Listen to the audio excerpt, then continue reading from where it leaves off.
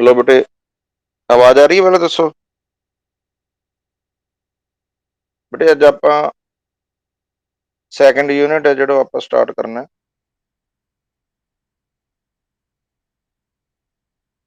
Unit second.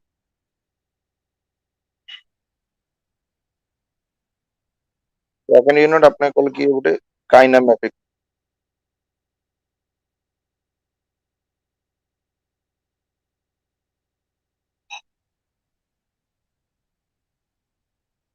ठीक है जी।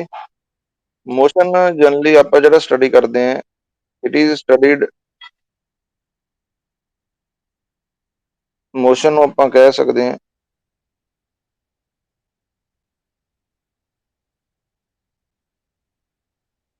Kinematics. Second अपने को बेटे डायनामिक्स। ठीक है जी। ਕਾਈਨਾਮੈਟਿਕਸ ਦੇ ਵਿੱਚ ਅਸੀਂ ਕੀ ਕਰਦੇ ਹਾਂ, ਵੀ study the motion of the object without considering the force। ठीक है जी, which is producing the motion। Point clear होया कि नहीं होया?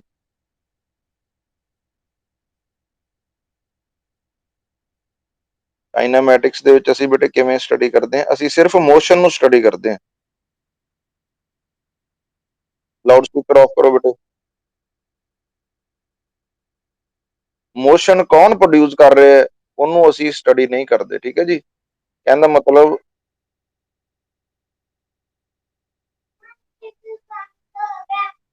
we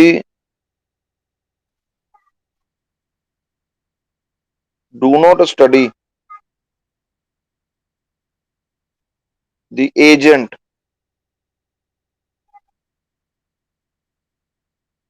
which is producing the motion, which is producing the motion। ठीक है जी, we study only motion। कहने का मतलब ये है भी ਅਸੀਂ ਸਿਰਫ ਮੋਸ਼ਨ ਨੂੰ ਸਟੱਡੀ ਕਰਦੇ ਹਾਂ। ਮੋਸ਼ਨ ਪ੍ਰੋਡਿਊਸ ਕੌਣ ਕਰ ਰਿਹਾ ਹੈ, ਇਸ ਚੀਜ਼ ਨੂੰ ਅਸੀਂ ਸਟੱਡੀ ਨਹੀਂ ਕਰਦੇ। ਸਾਡੀ ਕੰਸੈਂਟ੍ਰੇਸ਼ਨ ਕਿਸ ਚੀਜ਼ ਤੇ ਹੁੰਦੀ ਹੈ? Only on the motion. Clear ਹੋਇਆ ਕਿ ਨਹੀਂ ਹੋਇਆ ਬੇਟੇ?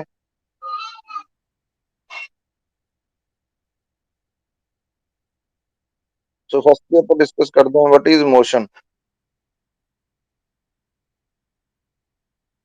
What is motion. मोशन ਦਾ ਮਤਲਬ ਕੀ ਹੁੰਦਾ ਬੇਟੇ?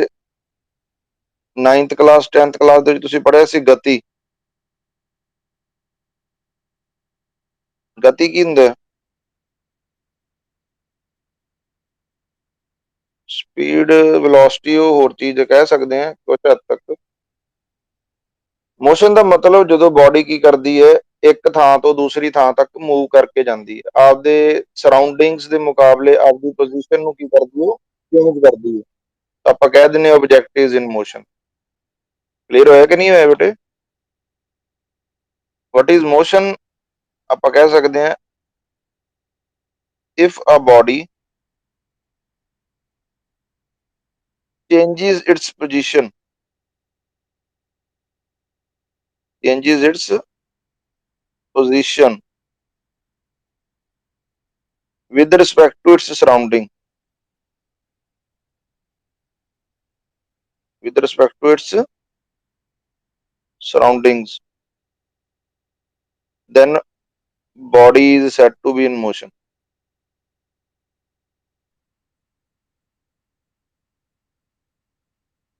ਕਲੀਅਰ ਹੋਇਆ ਕਿ ਨਹੀਂ ਹੈ? ਜੇਕਰ ਕੋਈ ਵਸਤੂ ਹੈ ਜਿਹੜੀ ਆਪਣੇ ਆਲੇ ਦੁਆਲੇ ਦੇ, ਸਰਾਊਂਡਿੰਗ ਦਾ ਮਤਲਬ ਆਲਾ ਦੁਆਲਾ।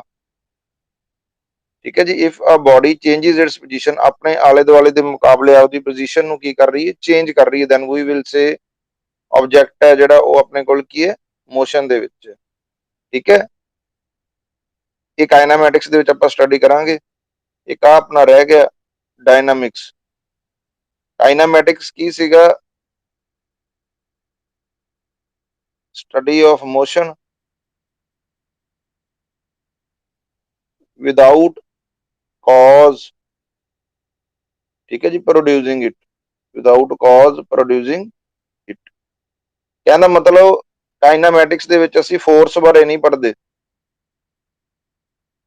ਤੇ ਡਾਇਨਾਮਿਕਸ ਦੇ ਵਿੱਚ ਅਸੀਂ ਕੀ ਸਟੱਡੀ ਕਰਦੇ ਹਾਂ, ਉਹ study the motion with respect to ਜਾਂ with taking into account the force which is producing it।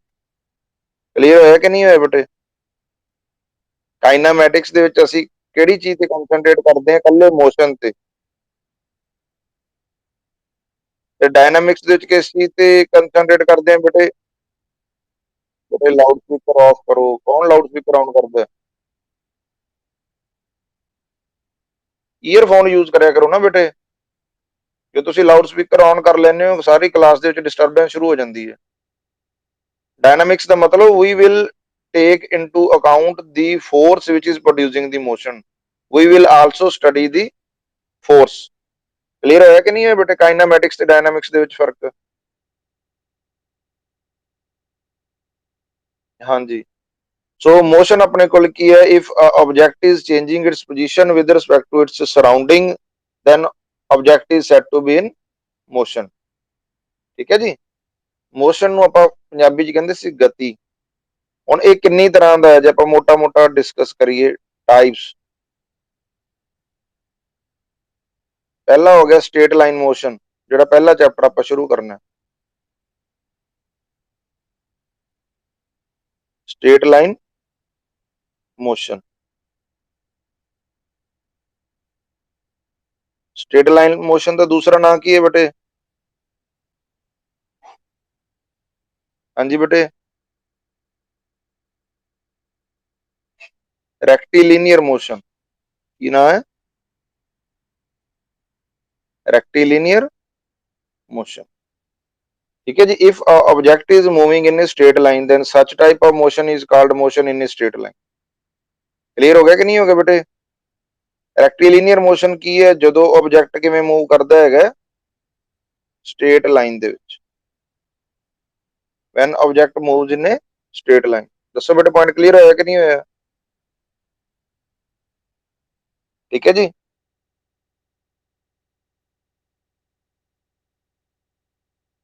Second ਆਪਾਂ ਕਹਿ ਸਕਦੇ ਹਾਂ ਰੈਕਟੀਲੀਨੀਅਰ ਮੋਸ਼ਨ ਹੈ ਮਤਲਬ ਸਟ੍ਰੇਟ ਲਾਈਨ ਦੇ ਵਿੱਚ ਮੂਵ ਕਰ ਰਿਹਾ, ਜਾਂ ਮੋਸ਼ਨ ਇਨ ਏ ਪਲੇਨ ਜਦੋਂ 2 ਡਾਇਮੈਂਸ਼ਨ ਦੇ ਵਿੱਚ ਮੂਵ ਕਰਦਾ, motion in A plain. Plain ਦਾ ਮਤਲਬ ਕੀ ਹੈ ਬੇਟੇ? ਇਹ ਨਹੀਂ ਵੀ ਹਵਾਈ ਜਹਾਜ਼ ਦੇ ਵਿੱਚ ਬੈਠਾ ਹੋਇਆ, ਇਹ ਉਹ ਵਾਲਾ ਪਲੇਨ ਨਹੀਂ ਹੈਗਾ। ਪਲੇਨ ਮੀਨੇ 2 ਡਾਇਮੈਂਸ਼ਨ। 2 ਡਾਇਮੈਂਸ਼ਨ ਦਾ ਮਤਲਬ ਦੋ ਤਰ੍ਹਾਂ ਦੇ ਕੋਆਰਡੀਨੇਟਸ ਚਾਹੀਦੇ ਇਹਨੂੰ ਮੋਸ਼ਨ ਨੂੰ ਰਿਪਰੈਜ਼ੈਂਟ ਕਰਨ ਦੇ ਲਈ। ਜਿਵੇਂ ਤੁਸੀਂ ਛੋਟੀਆਂ ਕਲਾਸਾਂ ਦੇ ਵਿੱਚ ਗ੍ਰਾਫ ਬਣਾਉਂਦੇ ਹੁੰਦੇ ਸੀ, ਤੇ ਇੱਕ ਨੂੰ ਲਿਖ ਦਿੰਦੇ ਹੁੰਦੇ ਸੀ ਐਕਸ ਐਕਸਿਸ, ਇੱਕ ਨੂੰ ਕੀ ਲਿਖ ਦਿੰਦੇ ਹੁੰਦੇ ਸੀ ਵਾਈ ਐਕਸਿਸ। ਜਿਹੜਾ ਇਹ ਹੈ ਆਪਣੇ ਕੋਲ ਕੀ ਹੈ, ਇਹ ਐਕਸ ਵਾਈ ਪਲੇਨ। ਸਮਝ ਲੱਗੀ ਕਿ ਨਹੀਂ ਲੱਗੀ? ਕੋਈ ਵੀ ਚੀਜ਼ ਹੈ ਜਿਹੜੀ, ਕੋਈ ਵੀ ਆਬਜੈਕਟ ਹੈ ਜਦੋਂ ਉਹ ਇਹਦੇ ਵਿੱਚ ਮੂਵ ਕਰੇਗਾ, it will be moving in X Y plane. ਤੇ ਉਹਦੀ ਪੋਜੀਸ਼ਨ ਨੂੰ ਰਿਪਰੈਜ਼ੈਂਟ ਕਰਨ ਲਈ ਸਾਨੂੰ 2 ਕੋਆਰਡੀਨੇਟ ਚਾਹੀਦੇ, ਐਕਸ ਤੇ ਵਾਈ। ਜੇ ਮੰਨ ਲਓ ਪੁਆਇੰਟ ਆਬਜੈਕਟ ਇੱਥੇ ਹੈ ਤਾਂ ਇੱਥੋਂ ਅਸੀਂ ਦੇਖਾਂਗੇ, ਇੱਥੋਂ ਪਰਪੈਂਡੀਕੂਲਰ ਡਰਾ ਕਰਾਂਗੇ, ਇਧਰ ਪਰਪੈਂਡੀਕੂਲਰ ਆਪਾਂ ਡਰਾ ਕਰਾਂਗੇ। ਇੱਥੋਂ ਅਸੀਂ ਪੋਜੀਸ਼ਨ ਲਵਾਂਗੇ ਵਾਈ ਦੀ, ਇਧਰੋਂ ਅਸੀਂ ਪੋਜੀਸ਼ਨ ਲਵਾਂਗੇ ਐਕਸ ਦੀ। ਕਲੀਅਰ ਹੋਇਆ ਕਿ ਨਹੀਂ ਹੋਇਆ? ਕਹਿਣ ਦਾ ਮਤਲਬ ਜਦੋਂ ਆਪਣੇ ਕੋਲ ਆਬਜੈਕਟ ਕਿਵੇਂ ਮੂਵ ਕਰ ਰਿਹਾ, 2 ਡਾਇਮੈਂਸ਼ਨ ਦੇ ਵਿੱਚ ਮੂਵ ਕਰ ਰਿਹਾ, ਤਾਂ ਆਪਾਂ ਉਹਨੂੰ ਕਹਿੰਦੇ ਮੋਸ਼ਨ ਇਨ ਏ ਪਲੇਨ। ਠੀਕ ਹੈ ਜੀ, ਨੈਕਸਟ ਆਪਣੇ ਕੋਲ ਕੀ ਹੈ, ਮੋਸ਼ਨ ਇਨ ਅ ਵੋਲਿਊਮ। ਵੋਲਿਊਮ ਦਾ ਮਤਲਬ 3 ਡਾਇਮੈਂਸ਼ਨਲ। ਵੋਲਿਊਮ ਦਾ ਮਤਲਬ 3 ਡਾਇਮੈਂਸ਼ਨਲ। ਡਾਇਮੈਂਸ਼ਨ ਦਾ ਮਤਲਬ ਹੁੰਦਾ ਕੋਆਰਡੀਨੇਟਸ ਜਿਹੜੇ ਚਾਹੀਦੇ ਉਹਨੂੰ ਰਿਪਰੈਜ਼ੈਂਟ ਕਰਨ ਦੇ ਲਈ। ਇੱਥੇ ਆਪਾਂ ਕਿਵੇਂ ਰਿਪਰੈਜ਼ੈਂਟ ਕਰਦੇ ਹਾਂ? ਇਸ ਤਰ੍ਹਾਂ ਨਾਲ ਆਪਾਂ ਡਰਾ ਕਰਦੇ ਹੁੰਦੇ ਸੀ, ਐਕਸ ਐਕਸਿਸ ਵਾਈ ਐਕਸਿਸ ਤੇ ਇਧਰੋਂ ਆਪਾਂ ਇੱਕ ਹੋਰ ਡਰਾ ਕਰ ਦਿੰਦੇ ਸੀਗੇ। ਇਹਨੂੰ ਆਪਾਂ ਕਹਿੰਦੇ ਹੁੰਦੇ ਸੀ ਓਰੀਜਨ, ਜਿੱਥੋਂ ਅਸੀਂ ਕੈਲਕੂਲੇਸ਼ਨ ਸ਼ੁਰੂ ਕਰਦੇ ਸੀ। ਇਹਨੂੰ ਐਕਸ ਐਕਸਿਸ ਕਹਿ ਲਓ, ਇਹਨੂੰ ਵਾਈ ਐਕਸਿਸ ਕਹਿ ਲਓ, ਇਹਨੂੰ ਜ਼ੈਡ ਐਕਸਿਸ। ਜਿਵੇਂ ਆਪਣਾ ਕਮਰਾ ਹੈ, ਜਿਵੇਂ ਅਸੀਂ ਮੂਵ ਕਰਦੇ ਹਾਂ, ਅਸੀਂ ਕਿੱਧਰ ਮੂਵ ਕਰਦੇ ਹਾਂ? ਵੋਲਿਊਮ। ਵੋਲਿਊਮ ਦੇ ਵਿੱਚ ਆਪਣੇ ਕੋਲ ਕਿੰਨੇ ਕੋਆਰਡੀਨੇਟਸ ਹੈ? 3। ਕਿਹੜੇ ਕਿਹੜੇ? ਐਕਸ ਵਾਈ ਤੇ ਜ਼ੈਡ। ਕਲੀਅਰ ਹੋਇਆ ਕਿ ਨਹੀਂ ਹੈ ਬੇਟੇ? ਇਹਦੇ ਚ ਤਿੰਨ ਪਲੇਨ ਦਾ ਕੰਬੀਨੇਸ਼ਨ ਬਣਦਾ ਹੈ। ਕਿਹੜੇ ਕਿਹੜੇ ਪਲੇਨ ਦਾ ਕੰਬੀਨੇਸ਼ਨ ਬਣਦਾ ਹੈ? ਜਦੋਂ ਆਬਜੈਕਟ ਇੱਧਰ ਹੈ ਤਾਂ ਕਿਹੜਾ ਪਲੇਨ ਹੋ ਗਿਆ? X Y. ਜਦੋਂ ਪਲੇਨ ਆਬਜੈਕਟ ਇੱਧਰ ਹੈ ਬੇਟੇ, ਕਿਹੜਾ ਪਲੇਨ ਹੋ ਗਿਆ? X Z. ਜਦੋਂ ਇੱਧਰ ਹੈ ਤਾਂ ਆਪਣੇ ਕੋਲ ਕਿਹੜਾ ਪਲੇਨ ਹੋ ਗਿਆ? Y Z. ਦੱਸੋ ਬੇਟੇ, ਪੁਆਇੰਟ ਕਲੀਅਰ ਹੋਇਆ ਕਿ ਨਹੀਂ ਹੋਇਆ? ਹਾਂਜੀ ਬੇਟੇ, ਕਲੀਅਰ ਹੈ ਬੇਟੇ? ਜੇ ਅਸੀਂ ਇਹਦੇ ਪੈਰਲਲ ਇਸ ਤਰ੍ਹਾਂ ਨਾਲ ਲਾਈਨਸ ਡਰਾ ਕਰ ਲਈਏ ਤਾਂ ਆਪਣੇ ਕੋਲ ਕੀ ਬਣੇਗਾ? ਜਿਵੇਂ ਆਪਣਾ ਰੂਮ ਨਹੀਂ ਹੁੰਦਾ ਬੇਟੇ, ਰੂਮ ਕਮਰਾ ਹੁੰਦਾ ਜਿਵੇਂ ਆਪਣੇ ਕੋਲੇ, ਕਮਰੇ 'ਚ ਆਪਣੇ ਕੋਲ ਆਹੀ ਚੀਜ਼ ਹੁੰਦੀ ਹੈ। ਅਤੇ ਕਹਿੰਦੇ ਤਾਂ ਆਪਾਂ ਬਣਾਈਏ, ਇਹ ਆਪਣੇ ਕੋਲ ਫਰਸ਼ ਹੋ ਗਿਆ, ਫਲੋਰ ਹੋ ਗਿਆ। ਉੱਪਰ ਆਪਣੇ ਕੋਲ ਕੀ ਹੋ ਜਾਏਗੀ? ਇੱਧਰ ਰੂਫ। ਆ ਆਪਣੇ ਕੋਲ ਕੀ ਹੋ ਗਈਆਂ? ਵਾਲਸ। ਅਸੀਂ ਕੋਈ ਵੀ ਇੱਕ ਪੁਆਇੰਟ ਜਿਹੜਾ ਅਸੀਂ ਲਈਏ, ਮੰਨ ਲਓ ਅਸੀਂ ਆਹ ਪੁਆਇੰਟ ਲਈਏ, ਤਾਂ ਇੱਥੇ ਤਿੰਨ ਕੋਆਰਡੀਨੇਟ ਹੈ ਜਿਹੜੇ ਉਹ ਆ ਕੇ ਮੈਚ ਕਰਦੇ, ਤਿੰਨ ਪਲੇਨ ਆ ਕੇ ਮਿਲਦੇ ਆ। ਦੇਖੋ, ਇੱਕ ਆਹ ਵਾਲਾ ਪਲੇਨ ਹੈ ਵਾਈ ਜ਼ੈਡ, ਐਕਸ ਵਾਈ ਤੇ ਐਕਸ ਜ਼ੈਡ। ਠੀਕ ਹੈ ਜੀ। ਇਸ ਤਰ੍ਹਾਂ ਦੇ ਮੋਸ਼ਨ ਨੂੰ ਆਪਾਂ ਕੀ ਕਹਾਂਗੇ? ਵੈਨ ਆਬਜੈਕਟ ਇਜ਼ ਮੂਵਿੰਗ ਇਨ ਆ ਵੋਲਿਊਮ ਜਾਂ ਇਨ ਵੀ ਨੀਡ 3 ਕੋਆਰਡੀਨੇਟਸ। ਆਪਾਂ ਨੂੰ ਕਿੰਨੇ ਕੋਆਰਡੀਨੇਟ ਚਾਹੀਦੇ ਹੁੰਦੇ? 3, ਐਕਸ ਵਾਈ ਤੇ।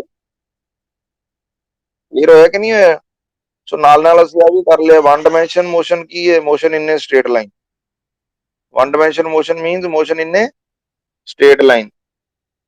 ਕਹਿੰਦਾ ਮਤਲਬ ਕੱਲਾ ਐਕਸ ਕੋਆਰਡੀਨੇਟ ਜਾਂ ਸਿਰਫ ਇੱਕ ਹੀ ਆਪਾਂ ਨੂੰ ਕੋਆਰਡੀਨੇਟ ਚਾਹੀਦਾ। ਟੂ ਡਾਇਮੈਂਸ਼ਨ ਦਾ ਮਤਲਬ ਕੀ ਹੈ ਬੇਟੇ? Motion in A plain. Motion in A plain. ਕਿੰਨੇ ਕੋਆਰਡੀਨੇਟ ਚਾਹੀਦੇ? 2, ਐਕਸ ਤੇ ਵਾਈ। 3 ਡਾਇਮੈਂਸ਼ਨ ਦਾ ਮਤਲਬ ਕੀ ਹੈ ਬੇਟੇ? Motion in A volume. ਕਿੰਨੇ ਕੋਆਰਡੀਨੇਟ ਚਾਹੀਦੇ ਆ? 3, ਐਕਸ ਵਾਈ ਤੇ ਜ਼ੈਡ। ਐਕਸ ਵਾਈ ਤੇ ਜ਼ੈਡ। ਠੀਕ ਹੈ ਜੀ।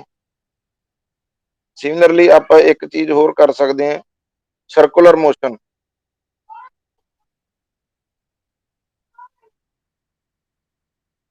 ਸਰਕੂਲਰ ਮੋਸ਼ਨ, ਜਦੋਂ ਕੋਈ ਆਬਜੈਕਟ ਕਿਸ ਤਰ੍ਹਾਂ ਨਾਲ ਮੂਵ ਕਰਦਾ ਹੈ? ਇੱਕ ਸਰਕਲ ਦੇ ਵਿੱਚ ਮੂਵ ਕਰਦਾ ਹੈ, ਤਾਂ ਉਸ ਤਰ੍ਹਾਂ ਦੇ ਮੋਸ਼ਨ ਨੂੰ ਅਸੀਂ ਕੀ ਕਹਿੰਦੇ ਆ? ਸਰਕੂਲਰ।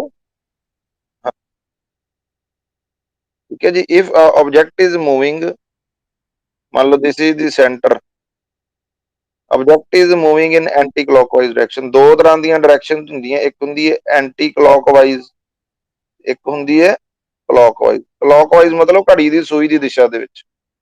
ਘੜੀ ਕਿਵੇਂ ਮੂਵ ਕਰਦੀ ਹੈ ਬੇਟੇ? ਇਸ ਤਰ੍ਹਾਂ ਨਾਲ 12 ਤੋਂ ਬਾਅਦ ਇੱਧਰ ਜਾਂਦੀ ਹੈ, 1 2 3 4 5 6, ਇਸ ਤਰ੍ਹਾਂ ਨਾਲ ਮੂਵ ਕਰਦੀ ਹੈ ਨਾ ਸੂਈ। ਇਸ ਡਾਇਰੈਕਸ਼ਨ ਨੂੰ ਅਸੀਂ ਕੀ ਕਹਿੰਦੇ? ਕਲੌਕਵਾਈਜ਼। ਠੀਕ ਹੈ ਜੀ। ਤੇ ਜੇ ਘੜੀ ਦੀ ਸੂਈ ਦੀ ਉਲਟ ਦਿਸ਼ਾ ਦੇ ਵਿੱਚ ਅਸੀਂ ਮੂਵ ਕਰੀਏ, ਉਹਨੂੰ ਅਸੀਂ ਕੀ ਕਹਿੰਦੇ? Anti clockwise. ਪਤਾ ਲੱਗਿਆ ਕਿ ਨਹੀਂ ਲੱਗਿਆ ਬੇਟੇ? ਹੁਣ ਕੋਈ ਬਾਡੀ ਸਰਕਲ ਦੇ ਵਿੱਚ ਮੂਵ ਕਰ ਰਹੀ ਹੈ ਤਾਂ ਇਹ ਆਪਣੇ ਕੋਲ ਕਿਹੜੀ ਪੋਜੀਸ਼ਨ ਹੋਊਗੀ? Anti clockwise rotation. ਰੋਟੇਸ਼ਨ ਨਹੀਂ ਲਿਖਣਾ ਚਾਹੀਦਾ ਵੈਸੇ ਆਪਾਂ ਨੂੰ, ਮੋਸ਼ਨ, ਕਿਉਂਕਿ ਰੋਟੇਸ਼ਨ ਹੁੰਦਾ ਆਪਦੀ ਐਕਸਿਸ ਦੇ ਦੁਆਲੇ ਮੂਵ ਕਰਨਾ। So what is circular motion? If the object is moving in circle about a fixed point, about a called centre, called. Clear ਹੋ ਗਿਆ ਕਿ ਨਹੀਂ ਹੋ ਗਿਆ ਬੇਟੇ? ਲੀਨੀਅਰ ਮੋਸ਼ਨ ਜਾਂ ਰੈਕਟੀਲੀਨੀਅਰ ਮੋਸ਼ਨ, ਮੋਸ਼ਨ ਇਨ ਸਟ੍ਰੇਟ ਲਾਈਨ ਹੋ ਗਿਆ। ਉਹਦੇ ਵਿੱਚ ਹੀ ਅਸੀਂ ਡਿਸਕਸ ਕੀਤਾ 2 ਡਾਇਮੈਂਸ਼ਨਲ ਮੋਸ਼ਨ, 3 ਡਾਇਮੈਂਸ਼ਨਲ ਮੋਸ਼ਨ ਇਨ ਪਲੇਨ, ਮੋਸ਼ਨ ਇਨ ਵੋਲਿਊਮ। ਠੀਕ ਹੈ ਜੀ। ਫਿਰ ਅਸੀਂ ਕਿਹਾ ਵੀ ਇੱਕ ਨੈਕਸਟ ਟਾਈਪ ਦਾ ਮੋਸ਼ਨ ਕਿਹੜਾ ਹੋ ਸਕਦਾ? Circular motion.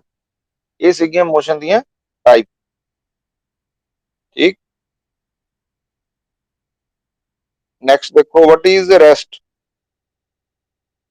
ਰੈਸਟ ਦਾ ਮਤਲਬ ਕੀ ਹੈ ਬੇਟੇ? ਆਰਾਮ ਕਰਨਾ, ਸੌਣਾ। ਕਹਿੰਦਾ ਮਤਲਬ ਜੇਕਰ ਆਬਜੈਕਟ ਹੈ ਜਿਹੜਾ ਉਹ ਆਪਦੀ ਪੋਜੀਸ਼ਨ ਹੈ ਜਿਹੜੀ ਆਪਦੇ এনवायरमेंट ਦੇ ਅਕੋਰਡਿੰਗਲੀ ਨਹੀਂ ਚੇਂਜ ਕਰ ਰਿਹਾ, ਤਾਂ ਆਪਾਂ ਕੀ ਕਹਾਂਗੇ? ਵੀ ਆਬਜੈਕਟ ਕਿੱਥੇ? ਵਿਰਾਮ ਅਵਸਥਾ ਵਿੱਚ। ਪੰਜਾਬੀ ਦੇ ਵਿੱਚ ਤੁਸੀਂ ਪੜ੍ਹਿਆ ਹੋਣਾ, ਕਿਹੜੀ ਅਵਸਥਾ ਦੇ ਵਿੱਚ? ਵਿਰਾਮ, ਰੁਕਿਆ ਹੋਇਆ। ਕਲੀਅਰ ਹੋਇਆ ਕਿ ਨਹੀਂ ਹੋਇਆ ਬੇਟੇ? if a body is not changing its position with respect to, ਇਹਨੂੰ ਐ ਲਿਖਦੇ ਆ with respect to W ਪਾ ਕੇ R ਪਾ ਕੇ T ਪਾ ਕੇ, with respect to its surroundings, ਠੀਕ ਹੈ ਜੀ, then body is said to be at rest. Body is said to be in rest. ਦੱਸੋ ਬੇਟੇ ਪੁਆਇੰਟ ਕਲੀਅਰ ਹੋਇਆ ਕਿ ਨਹੀਂ ਹੋਇਆ?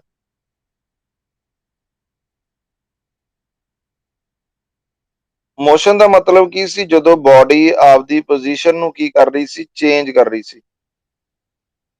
ਬਾਡੀ ਕੀ ਕਰ ਰਹੀ ਸੀ? ਆਪਦੀ ਪੋਜੀਸ਼ਨ ਨੂੰ ਕੀ ਕਰ ਰਹੀ ਸੀ? ਚੇਂਜ। ਕਿੰਦੇ ਮੁਕਾਬਲੇ? ਆਪਦੀ ਸਰਾਊਂਡਿੰਗਸ ਦੇ ਮੁਕਾਬਲੇ, ਆਪਦੇ ਆਲੇ ਦੁਆਲੇ ਦੇ ਮੁਕਾਬਲੇ। ਜੇ ਮੰਨ ਲਓ ਬੁੱਕ ਹੈ, a book is lying on a table, ਕੋਈ ਬੁੱਕ ਹੈ ਜਿਹੜੀ ਉਹ ਟੇਬਲ ਦੇ ਉੱਪਰ ਆਪਣੇ ਕੋਲ ਪਈ ਹੈ, ਤੇ ਕੀ ਕਵਾਂਗੇ ਕਿੱਥੇ ਹੈ ਇਹ? ਰੈਸਟ ਤੇ।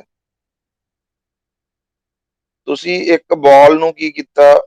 ਫਰਸ਼ ਦੇ ਉੱਤੇ ਮੂਵ ਕਰਤਾ, ਸੁੱਟਤਾ, ਤਾਂ ਆਪਾਂ ਕੀ ਕਵਾਂਗੇ? ਬਾਲ ਕੀ ਹੈ? ਮੋਸ਼ਨ ਚ। ਸਮਝ ਲੱਗੀ ਕਿ ਨਹੀਂ ਲੱਗੀ ਬੇਟੇ? ਠੀਕ ਹੈ। ਹੁਣ ਦੇਖੋ ਬੇਟੇ, ਜਿਹੜੇ ਰੈਸਟ ਔਰ ਮੋਸ਼ਨ ਹੈ, ਇੰਪੋਰਟੈਂਟ ਪੁਆਇੰਟ ਹੈ, ਇਹਨੂੰ ਧਿਆਨ ਨਾਲ ਦੇਖੋ। ਜਿਹੜਾ ਰੈਸਟ ਔਰ ਮੋਸ਼ਨ ਹੈ ਨਾ, ਜਿਹੜਾ ਇਹ ਐਬਸਲੂਟ ਨਹੀਂ ਹੈਗਾ। rest or motion is not absolute in nature, not absolute in nature। ਮਤਲਬ ਐਬਸਲੂਟ ਦਾ ਮਤਲਬ ਹੁੰਦਾ ਹੈ ਵੀ ਜਿਹੜੀ ਚੀਜ਼ ਹੋਵੇ ਉਹ ਹਮੇਸ਼ਾ ਹੀ ਰਵੇ। ਕਹਿੰਦਾ ਮਤਲਬ ਰੈਸਟ ਦਾ ਮਤਲਬ, ਜੇ ਆਪਾਂ ਮੰਨ ਕੇ ਚੱਲੀਏ ਵੀ ਰੈਸਟ ਦਾ ਮਤਲਬ ਕੀ ਹੈ? ਹਮੇਸ਼ਾ ਰੈਸਟ।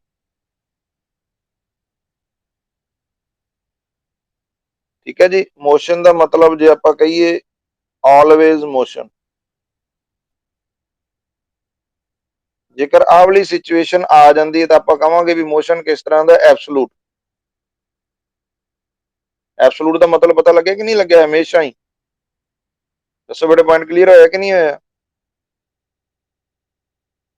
ਬਟ ਆਪਾਂ ਕੀ ਕਹਿ ਰਹੇ ਹਾਂ ਵੀ ਰੈਸਟ ਤੇ ਮੋਸ਼ਨ ਐਬਸਲੂਟ ਨਹੀਂ ਹੈਗਾ। ਮਤਲਬ ਇਹ ਕੀ ਹੈ? ਰਿਲੇਟਿਵ ਇਨ ਨੇਚਰ।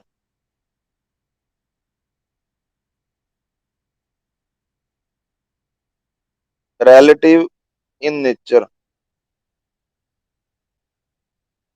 ਠੀਕ ਹੈ ਜੀ। ਇਹਦੀ ਐਗਜ਼ਾਮਪਲ ਸਮਝੋ।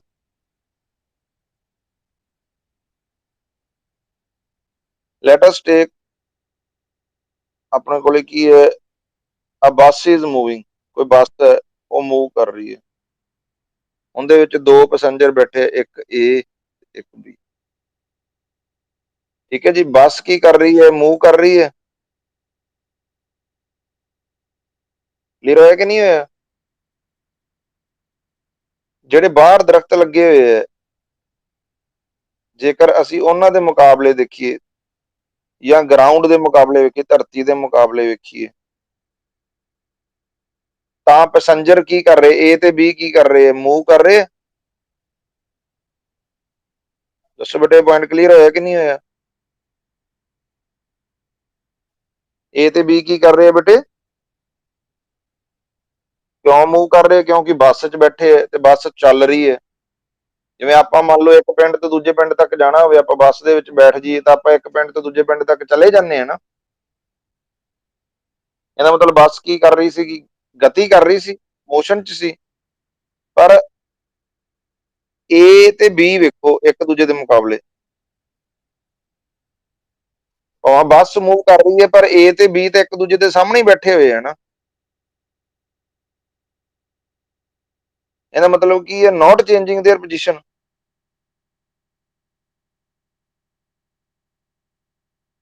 ਦੱਸੋ ਬੇਟੇ।